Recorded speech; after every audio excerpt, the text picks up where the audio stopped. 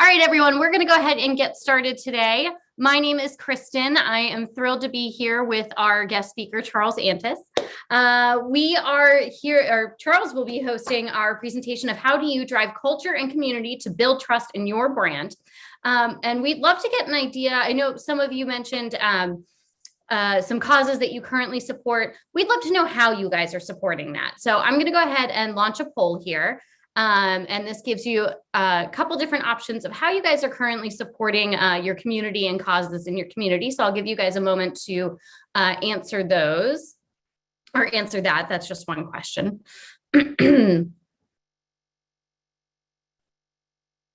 That's cool. That's great. What a great opportunity this is to evolve with the group, because my experience is we really get onto great stuff when we discover together, because this will be different, because we'll react to what's really going on today in the world, because it's different than what happened a year ago. Very different than what happened a year ago, or even 2 years ago and 5 years ago, but definitely in the last 2 years. I think that's great. So it looks like we have a pretty even mix across the board. We've got fundraising events, volunteer days, donations, and food drives. Thank you guys for participating in that. So I am going to take myself out of here, but I am thrilled to introduce our speaker today, Charles Antis. He's a well-respected and widely known roofing expert, entrepreneur, and humanitarian. Charles has become one of the most trusted names in the roofing industry countrywide, as well as an inspirational business leader championing social corporate responsibility. So Charles, welcome. We are so excited to have you here today. Thank you, Kristen. I'm really excited to be back here. Every time I'm around the LEAP crowd, we're getting to things that matter. It's like you guys would have a motto in your company that says everything matters. Everything does. And we truly feel that way. So I'm going to let you take it away. If anyone has questions at any point, please feel free to ask it. We will, in either the Q&A box or the chat, we will make sure to get to it. Otherwise, Charles, go ahead and take it away. Well, I'll start talking, but I hope you steer me, because you know me, I'll just go down in a wormhole. If I'm going to go down in a wormhole, let's participate with the audience on those wormholes. So go ahead and read me some questions. It'd be fun to segue off.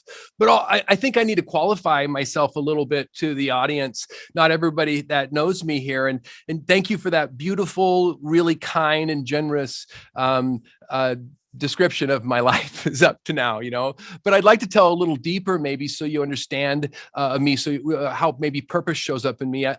I'm from California now.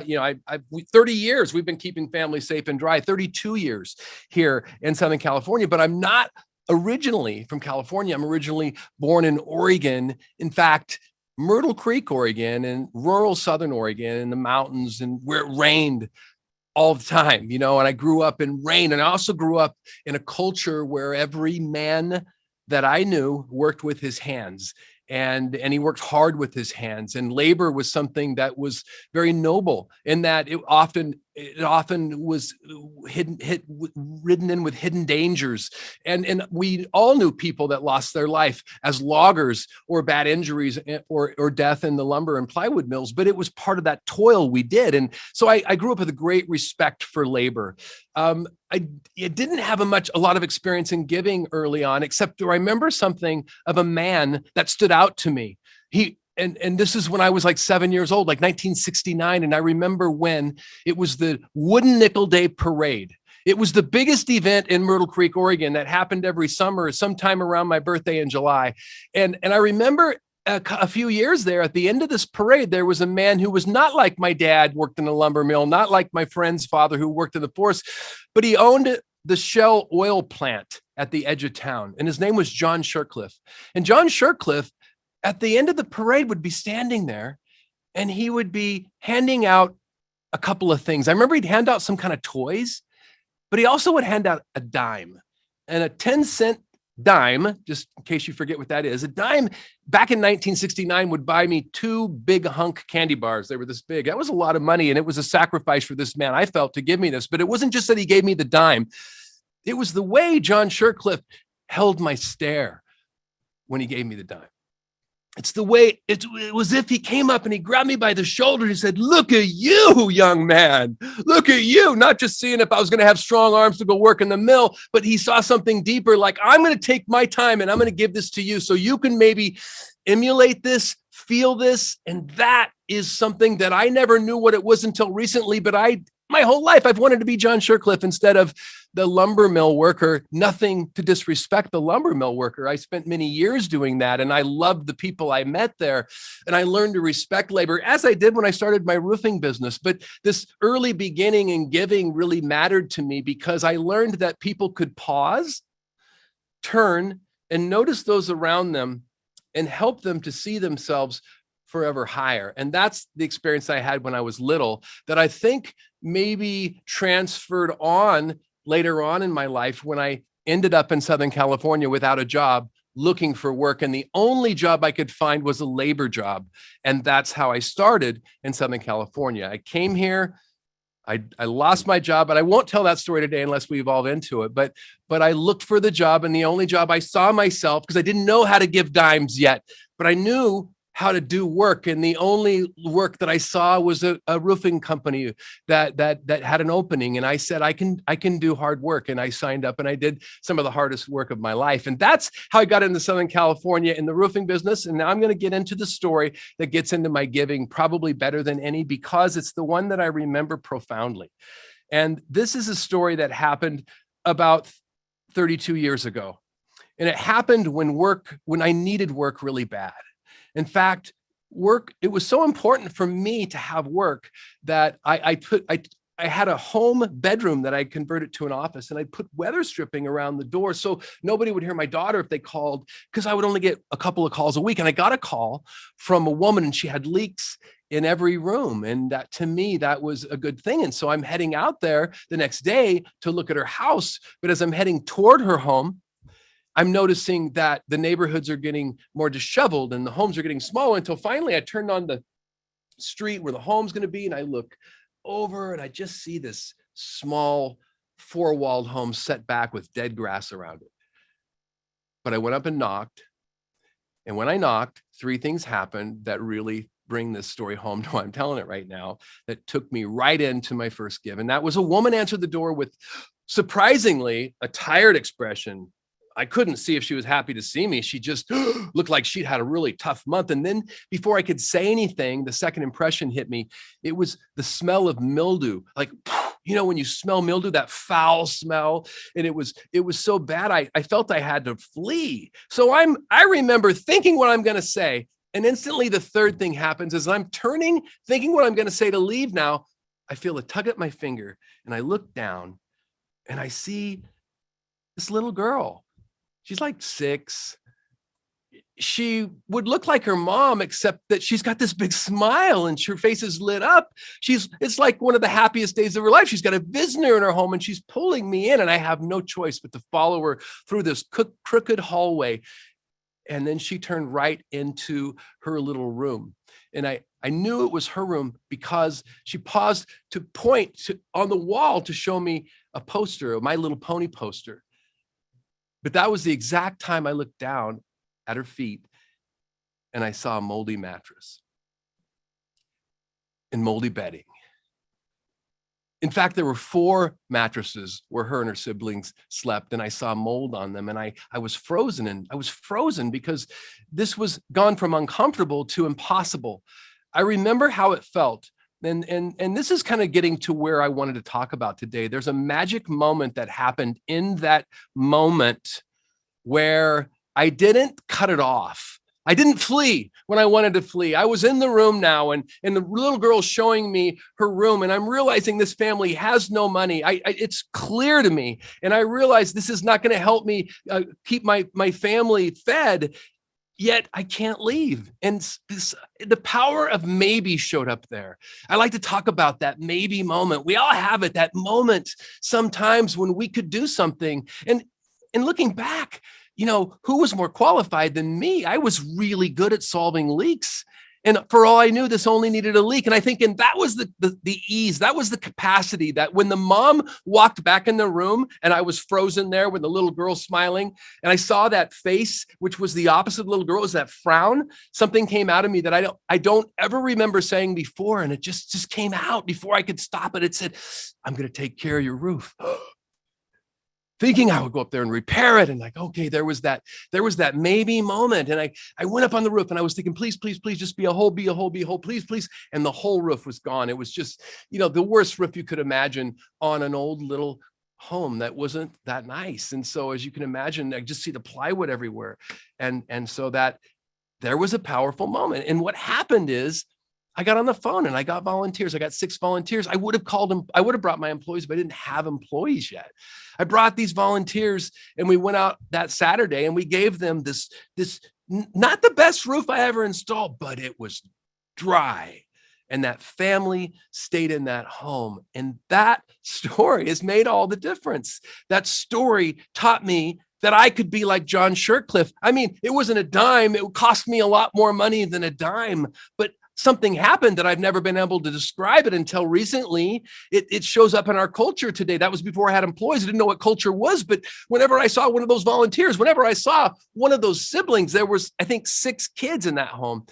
We gave each other like hugs and high fives. And some of those people are not huggers. They're not high fivers, but there was this excitement in the moment that all occurred from this one power of maybe moment. And I like to say one thing step further, because I want you to see, whether you're in the trades or not, that you have that capacity to give. And I like to call this, Kristen, the doctor on an airplane moment. And I think it's a profound moment when we pause to think what happens, the story we all imagine, because we hear it. We've all heard it. There's a doctor on an airplane. Suddenly there's a medical emergency. They hear something from the pilot. Oh, there's an emergency. I wanted to do that. But they hear this emergency and all of a sudden, is there a doctor? And we believe that he or she in that moment raises his or her hand and says, yes, because I believe I can help and I'm trained to do so. And you and I also believe that that doctor, he or she does not send a bill for his or her service, but gives it almost to the pureness of why he or she entered into the profession of caring for the health of individuals. And how am I different than that doctor, being in a home, preparing myself to be the one who keeps families safe and dry, who provides that basic need of shelter. And so for me, this is a profound story. For my team, this is a profound story. For our partners, this is a profound story because it's a great snapshot into what we can do and the impact that happens. Because that story, just like the doctor on an airplane story, has been told thousands of times, not just by me, but by all 6 of those volunteers, by all 6 of those siblings.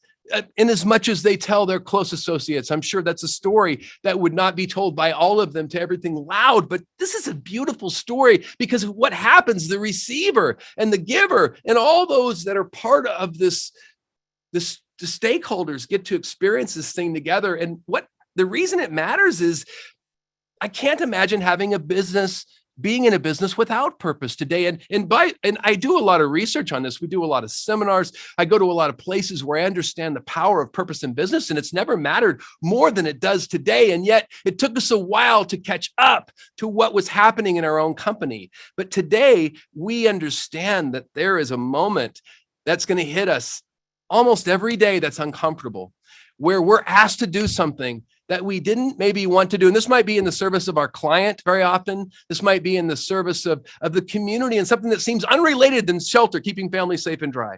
And yet we have to pause to consider in the moment a way to say yes to every need. And I say that having just walked by, before I walked into this recording studio, which is part of Antis campus, where Antis Roofing is, I walked past the B campus of Antis Roofing, where we're having our 58th blood drive for the American Red Cross in the last couple of years. Since April of 2020, this is our 58th blood drive. We're having like 3 a month, as many as we can. And the reason we do it here is even when COVID rates are high, we have a big hall that people can mingle. And in that capacity, this small roofing company in Irvine, California, near the Orange County Airport, has raised, as of today, 4,500 life-saving treatments of blood. We have over 1,500 active donors. I walked by today and this one donor just shouted out to me, and blood donors are noble, quiet people, but we're loud about it today because we realize if we tell the story, if we talk about the discomfort of it, then we can encourage more people to give this beautiful, precious thing of blood that we all need, but we forget.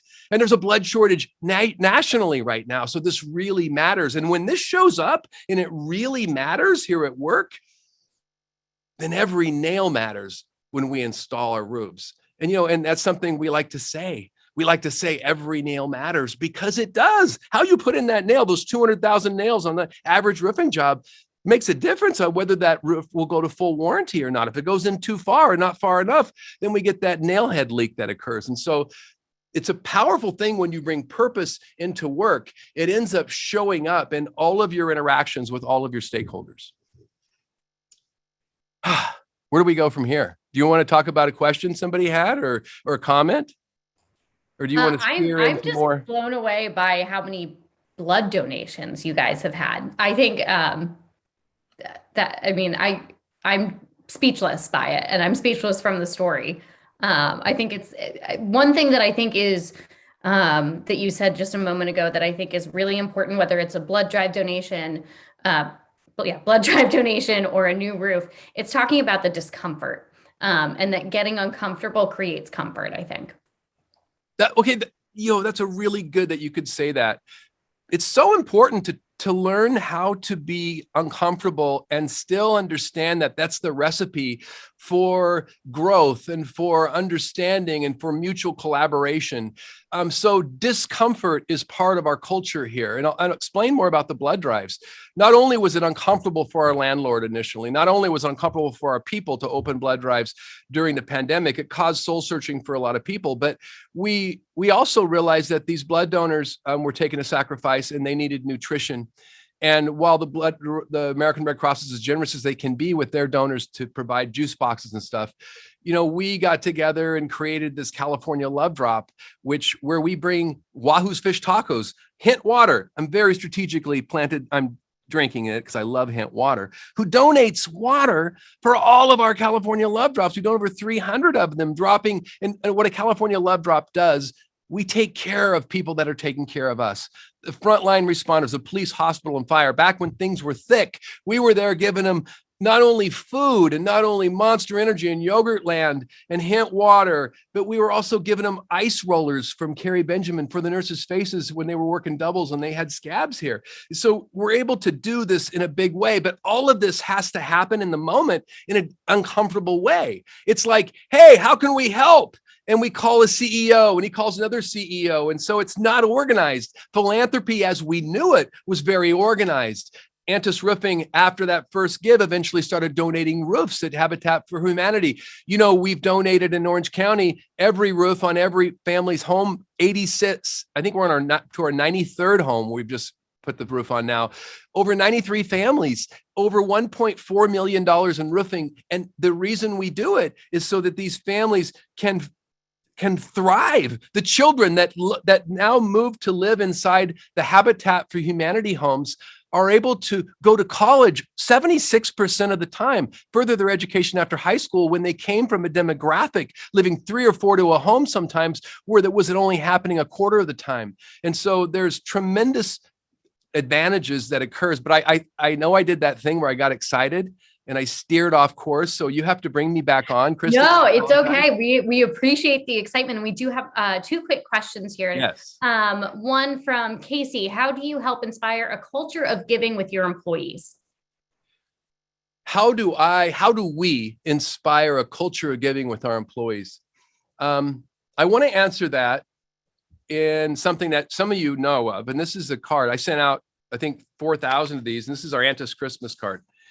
And we have one of our most important gives that here. It's the 4-year celebration of the donation of all of the roofing on all of the freestanding Ronald McDonald houses across the country. And that's a story we tell. And that means a lot to our employees and a lot of people in the roofing industry. But also inside this Christmas card, we have what's called a giving card. And this is an answer to your question. How do we inspire a culture of giving in our employees? And so the most important thing, there's a lot of programs that we enact, like we enact time off for giving. We match up to, I think, several $1,000s of whatever they'll donate to. We donate a lot to, we encourage our people to get involved in committees and boards. And we're involved on more than a dozen boards. But this right here is a giving card. And this is a tool that I highly recommend. And if you contact me, I will show you where you can buy them. And they're gift cards that can only be redeemed at a 501c3 nonprofit. So For example, if you have a cause that's near and dear to your heart, when you get this card in the mail, and those of you who have this card, please cash them in and tell us who you gave to and why. Then you give it to that Habitat for Humanity or the food bank or wherever your cause is. I got a letter today from one of our supplier vendors who told me where he cashed his card. And now, because I know what's important to him, what happened in his family and the cause that he gave to and why, we have something that ties us better than if we went to lunch once a month for a year. Just the story, because our stories are aligned in cause. And so what happens in your culture when you give these out, and we give these out inside our team, like every month at our meetings, whether it's online or whether it's live, we give out a giving card and we say, hey, Nancy, here's your gift card. Give it to the nonprofit that speaks to your heart. And then next week, tell us why. And so the next week we'll give another one. And then Nancy tells us who she gave it to and why. And then what's great about this is I like to make a joke about this because it's so true. If you have somebody that doesn't like somebody in your office, this is the salve. This is what will heal it. All of a sudden, this person that no one likes in accounting, and there's nobody, Audrey, if you're listening, I'm not talking about anybody in accounting because everyone loves everybody in accounting. But if there was somebody that no one liked in accounting and she's really not nice, and all of a sudden somebody in customer care doesn't like her, but she hears that Wednesday that, oh, this girl gave her giving card to Ronald McDonald House because of her niece who almost died, but the house was there that kept him close. All of a sudden, that person in customer care gets her in accounting. Oh my God, I get why she's built that way. And not only do I accept her, I love her. Now, we don't always use those words around the office, but sometimes they show up because, you can have that. And I've learned that culture is something that if you're going to give, you have to give inside first. And I wish I could have learned that inside out at first. I didn't know there was enough, but when you give inside out, it really breeds this beauty that occurs, that shows up in everyone. And then you understand each other. And then all of a sudden, what's that? There's a culture that a culture enthusiast, Dr. Grabowski, talks about it. He says, culture eats strategy for breakfast. Now, we like to think of ourselves as great strategists, but it's really all about the culture, man. It's the stories that people are telling when they go home to their spouses and to their kids. It's the stories those kids go on and tell at school. It's the stories the vendors that work with you tell. And how do you know each other? You know each other through your causes. And now it matters more in the world than it ever did because there's so much misdiagnosis of who I am, you are, we are, they are. It's never been, authenticity has been harder and harder to grab onto. And so you must show up with cause to be authentic. And because in your cause, when you tell the story about your niece and you talk about the house or the cancer or whatever, something beautiful happens and everything changes. And all of a sudden people come together, and that's what happens. And that's what we want to occur. And so giving cards is a tool that we use that helps us get us there. I know I started to go down another path, but I'll let us steer there. No, it's great. We've gotten a few comments here about how much people love this gift card idea. Personally, I've never heard of a gift card for donations before. I think it's great. So we actually have one question specifically: how do you get the giving card and where can it be redeemed? Okay, so I'll answer that quickly. Just contact me or contact OneOC. It's spelled one, capital O, capital C. Go on to oneoc.com or OneOC on LinkedIn. I'm not good at telling you how to get there, but it's called OneOC. And I will get you there. And OneOC is a nonprofit in Orange County that helps out businesses, for-profit business, and nonprofits hold hands and work together. And they provide this giving card, although other places provide it as well. And it's a card that works like a gift card, but you just follow the instructions and you choose the 501c3 nonprofit that speaks to your heart. You give, you go online and you plug it in, and then you share on who you gave it to and why. And that sharing is really important in building your culture, in building your brand. Most people don't tell you, but when you ask people and they do, it's really good to relay some of those stories. Just like we, in our blood drive room today, at All Days, we have We have a video room, a private video room where you go in and we ask donors to tell their stories. And we hear these amazing stories. And all of a sudden more people are giving. And all of a sudden our people are giving more. We're feeling better about the give. Like you got to hear some of these stories, like really quick. Nigel, who talks about going out. He committed to give blood for the first time in his life. But on that morning, he had a parachute jump. He was in the military. But on his way down, his chute wouldn't open. And he knew he was going to die. And he said, I made a deal with God that if I survived that day, I would give blood for the rest of my life. And then he said, looking at me, he goes, God kept his part. Now I'm keeping mine. And it's like, whoa, what a story. Or the story about this guy. And I'm going to say Dick. I don't remember his name, but Dick comes in and he says, I resented giving blood. I had too much iron. Since I was 25, I've had to give blood every week, a pint of blood every week. I resented until one day I went inside the blood hall and I met a little girl who needed a pint of blood every week just to survive because of her condition. And he said he's given every 2 months or every week since then with joyfulness in his heart. And then, one of the final ones I love to tell is, I haven't told this one in a while, but it was the story of a guy that grew up in a war-torn country, Harry. And Harry's a friend of mine in the roofing industry. And Harry tells this story. When he actually came in, when Harry came in to give blood, I see it. I greeted him and I took a picture of him and I was making fun of him because I said, hey, give with both arms. And he put out both arms like this. I took a picture of him. Next morning, it was on the Channel 5 News, Henry DiCarlo weather report, that picture. That night, I got an email from Harry. And Harry said, Charles, you made me uncomfortable when you said both arms. He said, I grew up in a war-torn country where there was loss of life on both sides. And he said, nobody would give blood because they wouldn't brave the war. So people were dying for loss of blood until one of the largest men in the village heard this. And he braved the war and he stormed the hospital doors. He literally broke the doors down. And he said, take my blood from both arms and don't stop until you have all that you need. And when the people in the village heard that story, they started to show up to donate blood. And it started some healing, and so I don't know that story until I heard it, but that's what I hear inside this room, that people come to give blood. So talking about it is so critical. And I'm considered a storyteller. And what that means is I understand the way the human brain works. It doesn't remember data the way we think it does cognitively. All of our decisions and how our comforts are really decided in our reptilian brain, which operates differently. And so story is the way our brains react. We're comfortable or discomforted by the way we relate people's experiences with our experiences. That's why when I talk about mold, you get it because you've smelt it before. You literally have a chemical reaction in your brain and you feel that experience. And so story is critical in movement of people to do anything in cause or in good work. And so storytelling is a critical part of our giving here at Antisrific. Well, I can definitely attest to the storytelling abilities that you have because I have goosebumps after all of that. I don't know about anyone else, but oh, wow. One more question we have right now. Let's see here. As a small company and owners do believe in and want to move in the direction of giving and supporting causes as they grow, how would you suggest that they get started in that? That's a really, really good question. Thank you for asking that. It's really important that we hit on some of that. So first of all, I'm gonna make a statement, knowing how I used to hold myself. Remember going back to that little kid who needed somebody to see me higher.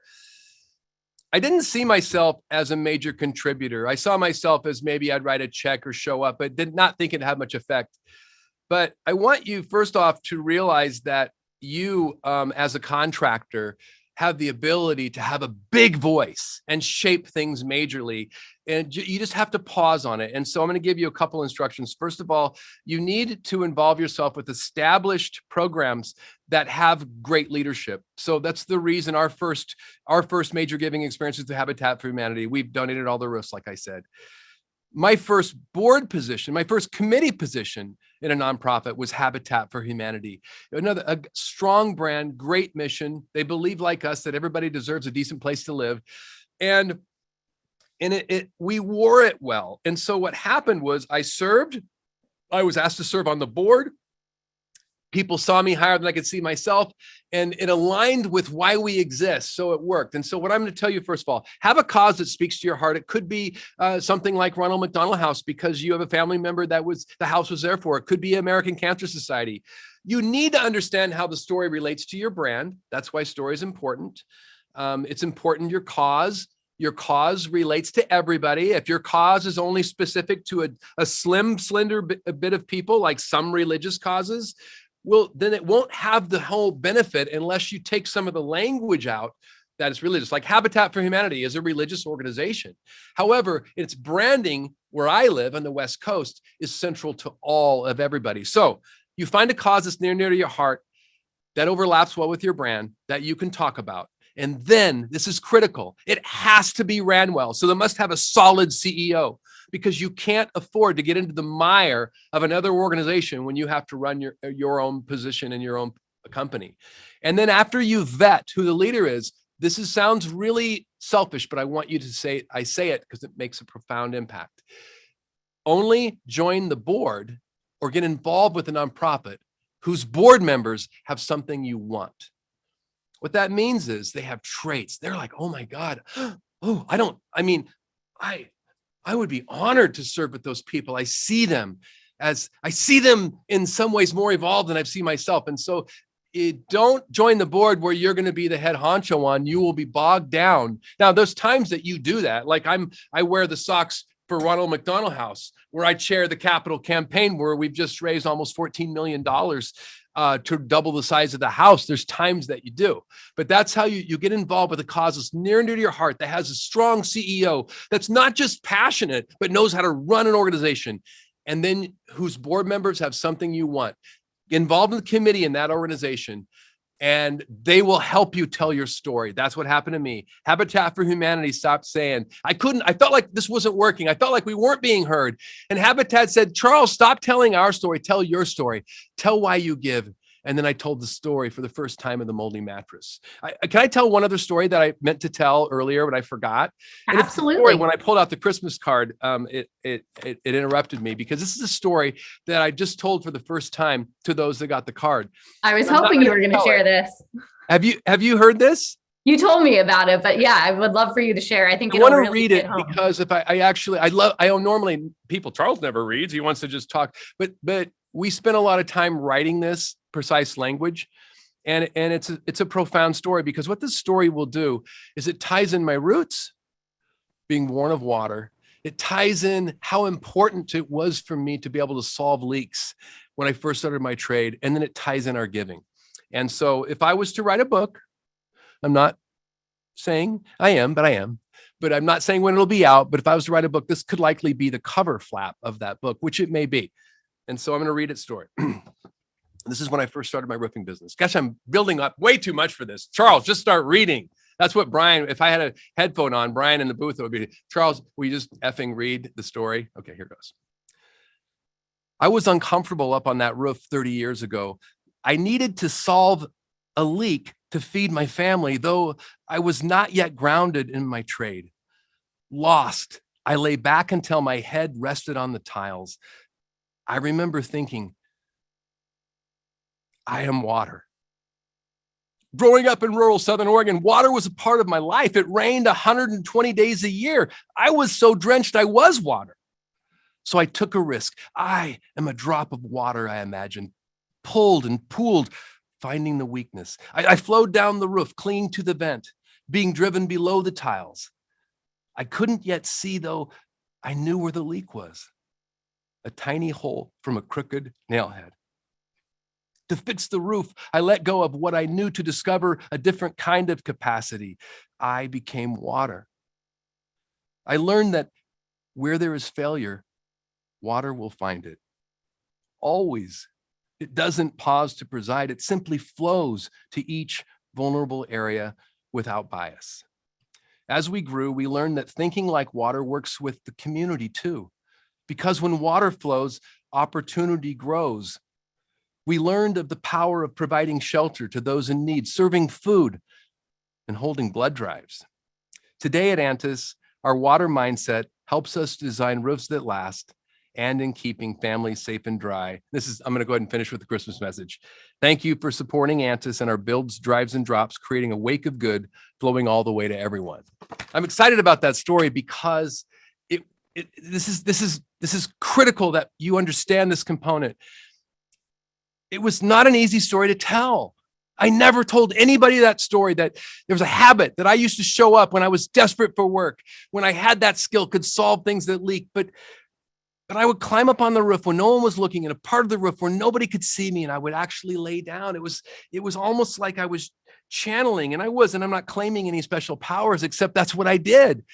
And it's embarrassing, yet the vulnerability there is why it is profound. And I want to make that point because 10 years ago, people used to say, Charles, you're talking too much. Don't tell those stories. Why are you saying you don't know? You're supposed to know. I made people uncomfortable, but everything shifted in the world. And right now we're tired of people that know. We want people that are curious, that are trying new things. We're okay with failing fast.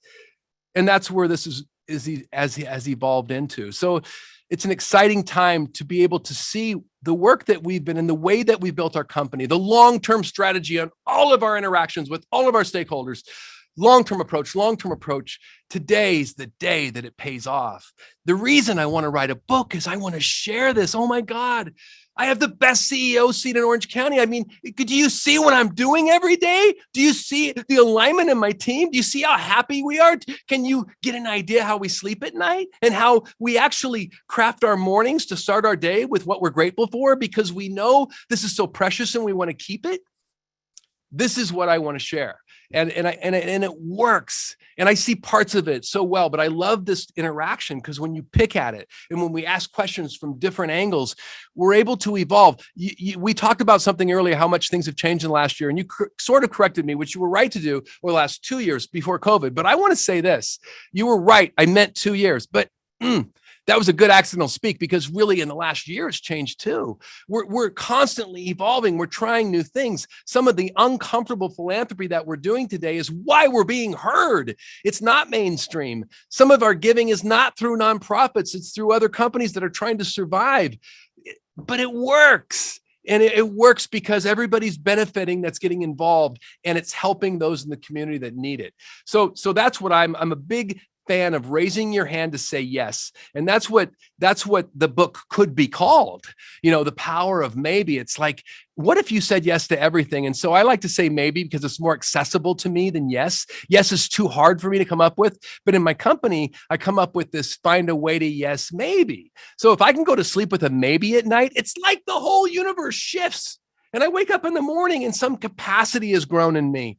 All of a sudden it rained and we have the ability to give more. That just happened right now, by the way, because we're in a drought. We're giving out generous bonuses internally too. On money, it feels like we didn't earn, but we know it's the right thing to do, to be generous. And then the rain comes. And it's the story that repeats itself over and over again. And obviously for a roofing company, when it rains is when we can generate more income. So we're very excited about this and we want to share it. So any more questions you have, I will dive in. Fantastic. If you guys have any more questions, please feel free to put them in the chat box. I have a couple of housekeeping things before we get to some more questions, because I actually have a couple questions of my own as well. But I just do want to mention quickly that today's webinar is brought to you in part by Charles and Leap. And Leap is a company that can help you reduce redundancies in your sales process and help to bring everything under one location. And we currently have a special promotion for those that are joining us live on the webinar today, that if you have a conversation with us, we'll send you a gift card for lunch on us. So I'm going to go ahead and launch a quick poll if you guys are interested in having lunch on Leap. And a couple other quick housekeeping notes. Leap will be at the World of Concrete Expo in Las Vegas, January 17th through the 20th. So please be sure to drop on by. We'll be in the North Hall at booth 1767. And we will also be at the Storm Restoration Contractors Summit. So please feel free to drop by and see us there. And next Tuesday, the 11th, we will be hosting a webinar on social media. If you guys would like to join, we'd love to see you there. And that actually is a really great segue into a question that I have for you, Charles. We live in a world right now of social media and likes and views and things like that. Do you have any suggestions on how we can, as individuals and as organizations, share our support for these causes without being too showy or too look at me? Is there any suggestions on authenticity and genuineness in those? That's a great question. And to substantiate why it's a great question, I used to think I was going to get struck by lightning if I talked about it. Kind of maybe some stuff I grew up with. I don't know. But I mean, it was like it felt wrong, blasphemous almost, to talk about the good you're doing. Don't let the left hand know what the right hand's doing. Something like that. I don't know. It sounds like something my grandfather or something might have said. But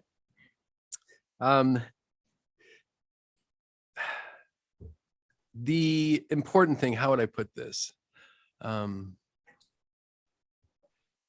Give me the question again. I'm starting to go down the wrong wormhole. I want to answer this. No, that's perfectly fine. So just if there's any suggestions that you can give on sharing on social media, because we do live in this world of social media, of likes and views and comments and all of that. And a lot of it, social media is the highlight reel. So it's like, it feels funny to do it.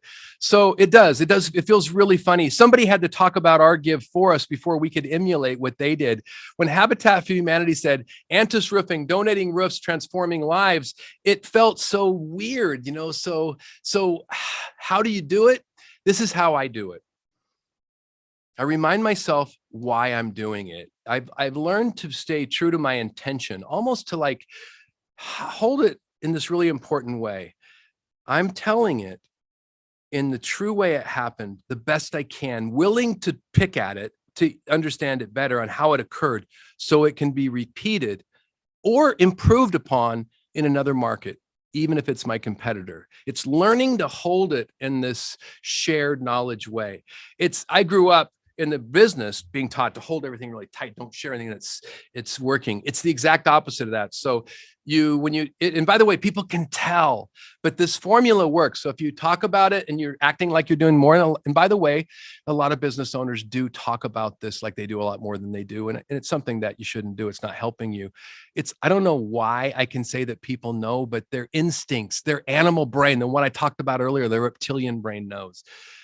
But when you talk about what really happened, wow, everything opens up. And you explain what may be the reason why this worked, because this guy Wing Lam showed up making tacos and he said, let's find a way to make it work. And you tell that story, it rings a bell. And somebody's experience in Louisiana who has a roofing company goes, oh my God, I think that reminds me of that time we did that thing at church. What if you did that here? And so what we're doing is I see it and I hold it like I'm a collaborator. I'm a sharer of what's working and what's not working. I love to share what's not working today. I used to be asked not to. The only caveat I have to that is I don't share anything that would injure anyone. If I do, then I'm bad. My wrong. I'll apologize. I won't do that again. But I share what's not working, and I laugh about it because I want to welcome people to fail fun and fail fast and learn how to do this. And so that's kind of my advice. Did I finish it? Yeah, absolutely. Sorry, I was taking some notes as well. Two more quick questions for you to speak to. One of the things that you said was, find a cause that's close to your heart, but making sure that it's the right organization and vetting the CEO and things like that. Are there other red flags that folks should be aware of as they start looking into some local and nationwide causes that their company would like to support? Well, it's red flags. I will give you an extreme example that, with all respect to this nonprofit organization, which I do support at times, is MAD, Mothers Against Drunk Driving. So let's suppose that MAD helped you in a situation. It's not a beautiful story. First of all, when they get involved, it's a story so we'll talk about MAD as a sponsor when we're sponsoring the House of Blues party with 1,500 guests. That's when we'll bring MAD in. That's an important message to tell then. So you just got to make certain that the message that this nonprofit has always stays consistent with its language all the way to everybody. It never feels political. There's times when you have to get a little bit political, but like in terms of things like masking or vaccination, there's times when it feels like you, as a rule of thumb, you don't want to go there. The rule for if things are going to get political, you go there is when you see how it's going to age in your community. Now, I live in Southern California. I know how things are going to age in my community. So when my national roofing nudges me to make a thing on why I'm getting vaccinated, I'll do it because I make a calculated decision on how it's going to age well. But you have to think about how everything is going to affect everybody. And there's a habit that most people don't. Most people say something, they think people hear it. Everything I say, I imagine 7 groups of stakeholders hearing it completely differently. So when I go back and read it, if someone comments on a post I make, sometimes I'll go back and reread it from their ears, and I'll see something I didn't see before. And there's sensitivities we have to have. And because in talking about these issues, we don't want to step on anybody because you don't want to be triggered off, lost in thought because people are picked off.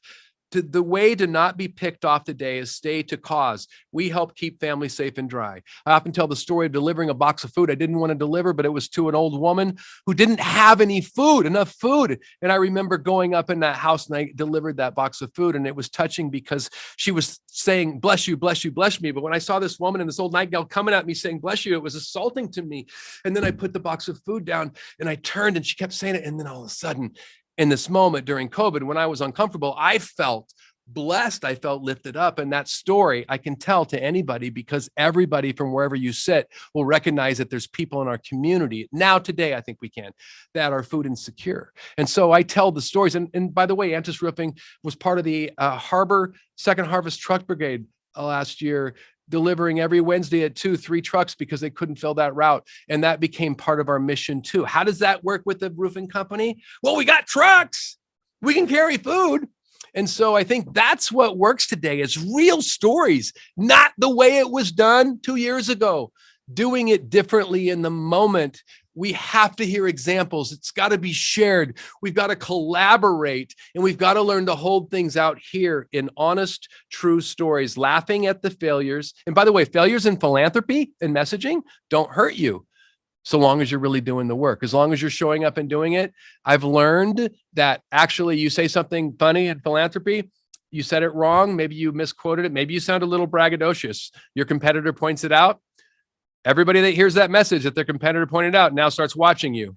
They might agree with them in that moment, but over the next year, they will learn to love you and respect you. So bad messaging in philanthropy, in cause marketing, we call, when you talk about the good that you do, cause marketing, bad messaging is also good messaging so long as you're doing the work. Awesome. That's awesome. One final question before we wrap up today. There are, one of the things that we talked about was getting uncomfortable creates comfort around people. There are some people who are more comfortable in getting uncomfortable and some people who are uncomfortable being uncomfortable. Do you have any suggestions on how to start breaking down some of those barriers with people or any of that discomfort? What's a good place to start those uncomfortable discussions? What if you could, like that funny Jim Carrey movie where he was cursed with the inability to say no? What if you could imagine? Liar, liar. Liar, liar. What if you were, I forgot the name. What if you could imagine yourself having to say yes to every ask that came to you and hold it that way? What if many of you are hearing that, well, that's just impossible. But what if you just imagined, maybe watch that movie again, imagined that you could do that. You could do something toward that. I think that is something that I train myself to do. And I call it a maybe philosophy often because sometimes yes seems too hard, but that in essence is a tool that I use to get myself there. It's like a can opener. It opens up purpose. And to me, to be in this vein, you have to find some kind of spirituality. Everybody's got their own, but the most true to yourself person spirituality maybe isn't your parents' religion. I'm not saying it's not spiritual, but your real essence of who you are. There's tools that I strongly recommend, and it's awesome that I got to move into this. There's a thing called the 5-minute journal. I've given out 1,000 of them. I have tremendous stories. One best-selling author wrote in his book that I gave him this 5-minute journal, and it was the emphasis. I wrote this story, and you write 3 things down in the first 5 minutes every day. And by the way, you don't need a journal. You can start doing this tomorrow. In the first 5 minutes, so when you wake up tomorrow morning, just do this. Write down 3 things you're grateful for, 3 things that'll make the day great, and 2 I ams. And if you do that every day, pretty soon your language starts sounding really flowery. So I don't mind sounding weird because, again, I'll be vulnerable today. And I'm going to tell you what I wrote this morning. And I wrote this quick. I wrote it on here and not in my journal because I still did it. You know, I am grateful for my breath on this best day ever, the best week ever, the best month ever, the best year ever in this life experience today. For the splendor, glory, action, and power, for the trees, the water, the stars, the oneness. What I want today is to lift folks with the book I'm writing. It'll be great today when I pause and see and lift and discover glory all around me, to affect all I pass in wakes and ripples that last forever, to breathe and to see. And then the I ams. I am one. I am water. I am a master storyteller. I am happy. I am generous. I am full of love, kindness, generosity. I am one. So that's kind of weird when you first hear that, maybe. But my enthusiasm that you heard in this show today is completely dialed in to the way I hold myself. It's the way John Shercliffe held me when I was 5. It's the way I saw myself finally in the morning after I remembered whatever dream I woke up with that said I wasn't good enough. I cast that off. It's the way I hold it, and we are able to do so much more when you learn to hold it, to see it that way. So there's a certain discipline that if you want to thrive in this, that it has to become real and pure.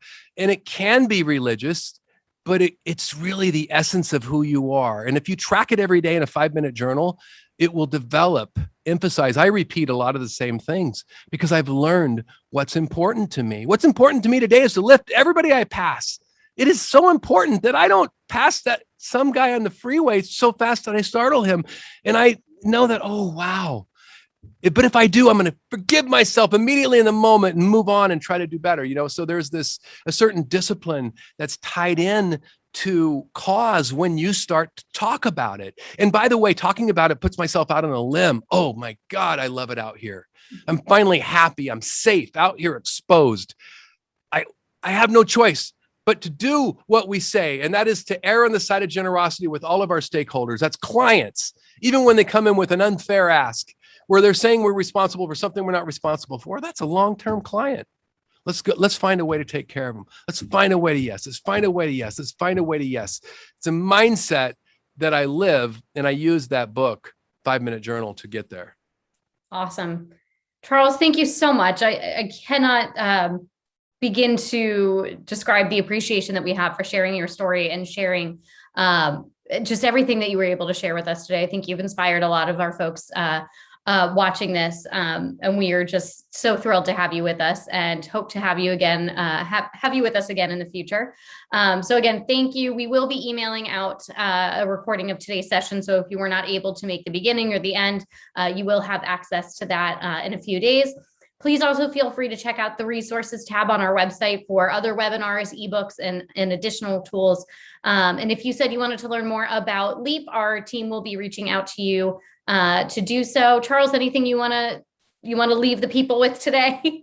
I don't know. I was kind of proud. I remembered I had my NRCA jacket on today, which I when I was asked to be on the board, I had this jacket made, and this is now a thing. And when you go to the PAC to raise money for Political Action Committee at our International Roofing Expo, we're going to be up on stage and we're going to sell, I bet you, maybe up to 20 of these with people spending $2,500 each that we label with causes like the Roofing Alliance or the NRCA. So again, you can build cause into all of your messaging, and then it builds trust because people know who you are. When people see me, it's like I have a tattoo on my forehead that has a family on it, and they know that we're safe to travel with because our Ronald McDonald affiliation says that we believe it is unimaginable to ignore sick children, or our affiliation with keeping families safe and dry in habitat.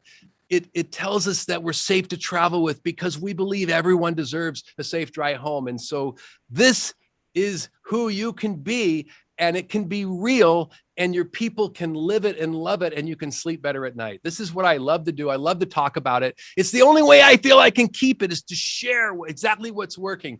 The only way I'll be able to stay on top is to completely dissect it with the community. So this is a beautiful day. Thank you for letting me participate. Thank you, Charles. We really do hope to have you again soon, and keep on sharing, and we'll keep listening and watching out for you. Thank you guys again, and have a great week, and stay safe in any crazy weather you guys might be having in your areas. Thanks again, Charles. Thank you. Bye-bye.